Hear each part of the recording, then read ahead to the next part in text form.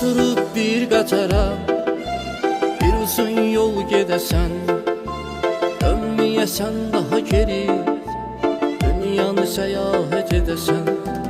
Çıxasan uca dağlara, orada məskən salasan, keçmişini yandırmaq üçün orada bir od qalayasan. Keçmişini unudasan deyə orada bir od qalayasan.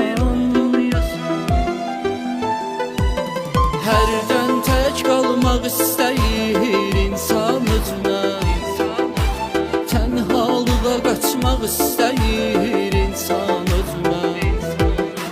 Hərdən tək qalmaq istəyir insan özünə, tənhalığa qaçmaq istəyir insan özünə.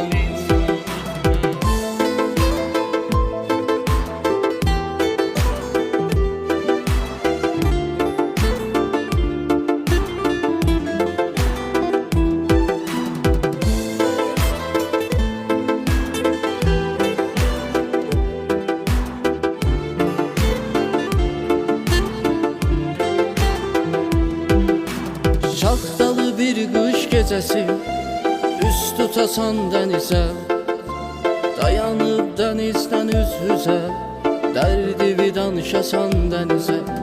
Ya da ki yağış yağanda, yaxşı çıxıb seyr edəsən, ürəyindən qəm kədəri, yağış yusun deyə gəzəsən. Ürəyindəki qəm kədəri, yağış yusun deyə gəzəsən. Hərdən tək qalmaq istəyir insan özünə, tənhalığa qaçmaq istəyir insan özünə.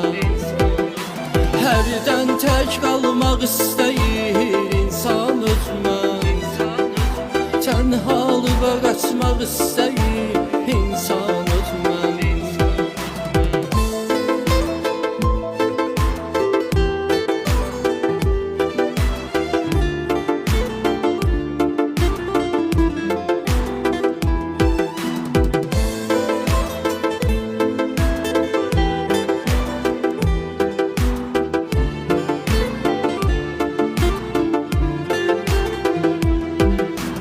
Bütün çıraqları söndürüb, şəmin işığında oturasan, köhnə şəkillərinə baxıb, baxıb xəyallara dalasan.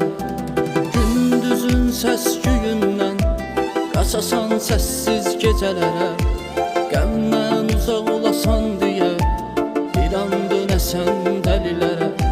Qəmdən uzaq olasan deyə bir an dönəsən dəlilərə.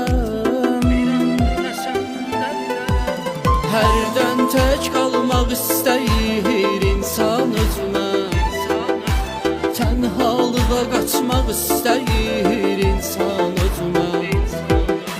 Hərdən tək qalmaq istəyir insan özünə, tənhalığa qaçmaq istəyir insan özünə.